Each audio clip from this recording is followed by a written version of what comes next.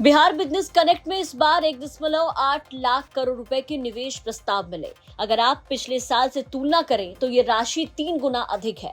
इस कनेक्ट में सबकी नजर अदानी ग्रुप पर थी। अदानी ग्रुप ने इस बार भी बिहार में निवेश के दरवाजे खोल दिए। बिहार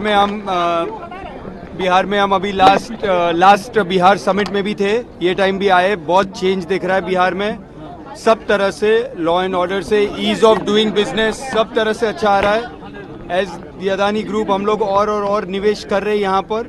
लास्ट टाइम हमने जब बोला था उसके बाद हमने वर्सलीगंज में एक सीमेंट प्लांट भी डाला। अभी हम और अपॉर्चुनिटीज़ देख रहे हैं। जैसे आपने मेरी स्पीच में सुना, हमें लग रहा है कि यहाँ पर अपॉर्चुनिटीज़ बहुत है। ये लैंड बहुत फर्टाइल है और सपोर्ट बहुत है गवर्नमेंट का।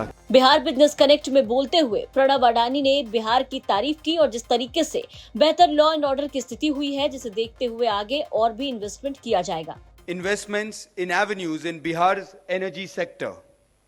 Our plan is to invest around 20,000 crore rupees to set up an ultra supercritical thermal power plant. We expect such a massive project to open up at least 12,000 job vacancies in the pre-commissioning phase and also lead to around 1,500 skilled jobs during the operational stage. Honorable Chief Minister's relentless focus on improving the business landscape in Bihar and the incredible support always available by him and his highly efficient and motivated officers are paving the way for an investment boom for Bihar in the years ahead. On behalf of the Adani Group, let me thank you, all the honorable ministers, honorable CM, Deputy CM, Energy Minister, as well as the Industry Minister for their constant support, guidance and encouragement. Bihar में लगातार कंपनियां आ रही हैं और investment के लिए MOU sign कर रही हैं। उद्योग मंत्री नीतीश मिश्रा की ये पहल बड़ी है। उन्होंने उद्योगपतियों को जुटाया और MOU भी साइन हुए। बिहार में क्षमता है अपने देश के लिए एक प्रमुख ग्रोथ इंजन बनने की।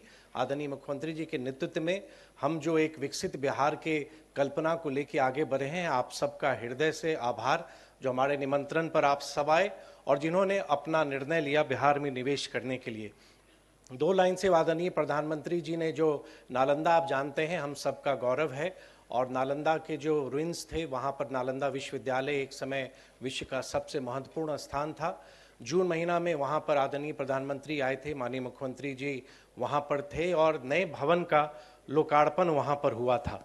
वहाँ पे 2 शब्द आदरणीय प्रधानमंत्री जी ने कहा था और आदरणीय मुख्यमंत्री जी जो लगातार बिहार की सांस्कृतिक धरोहर या एक मॉडर्न बिहार को लाने में, उसको निखारने में प्रयासरत रहे हैं।